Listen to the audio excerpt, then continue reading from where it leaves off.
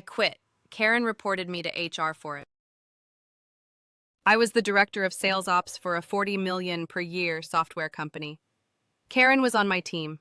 We processed purchase orders. Karen had a small vehicle accident that put her in a neck brace. She also needed once weekly physical therapy appointments and had some restrictions on duties, all of which I accommodated. No issue. Despite meeting her needs, Karen decided coming into work was optional. HR noticed that she was repeatedly absent from work for 3 to 4 days at a time, multiple weeks in a row. They did not give me details, but told me documentation from her doctor did not justify all of these absences.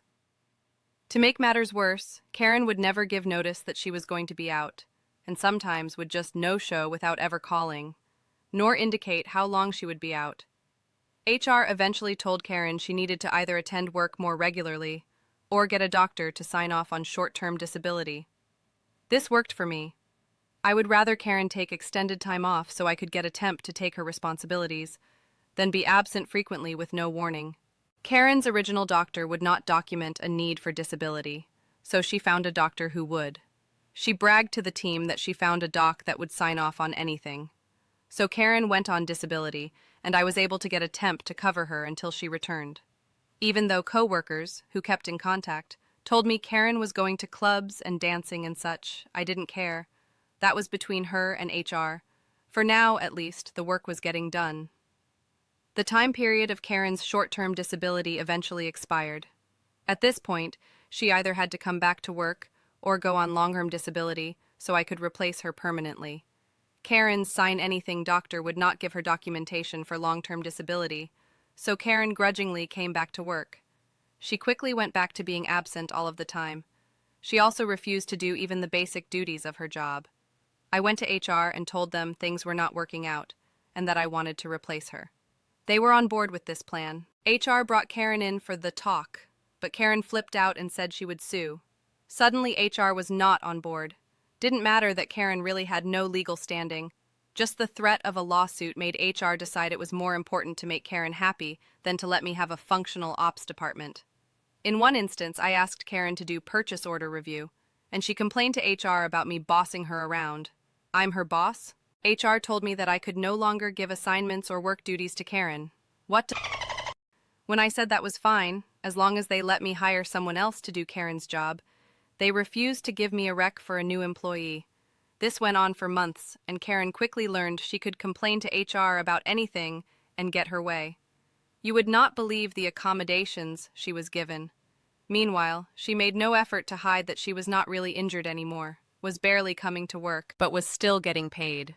She even encouraged other team members to take advantage of this loophole she had found. Then one day during month-end crunch, Karen had not come in or called, so I called and asked her if she planned to work that day. It was a simple question carefully crafted to be neutral in tone. She told HR that I had harassed her with my phone call. I got written up. So, I immediately put in my 2-week notice. Not going to deal with my career being by a woman who had worked maybe 6 days in a month, especially when I gave 60-70 hours a week to the company. With me suddenly gone, the sales ops fell apart. Purchase orders were not going through.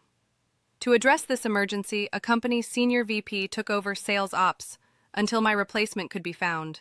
HR was certainly not going to tell this guy he could not give Karen duties, so Karen actually had to work. About a month after I quit, Karen got my home number and called me, furious that she now had to actually work. She told me she was going to report me to HR for a company I no longer worked for, and sure enough, she did exactly that. I kept in touch with members of my old team, and they told me she was laughed out of the HR office. But here's where it gets absurd. Karen called me again, cursing, screaming, and threatening me, and demanded I give her the contact information for HR at my new company. She was going to report me to a department that had no idea who she was, nor had any jurisdiction over her complaints.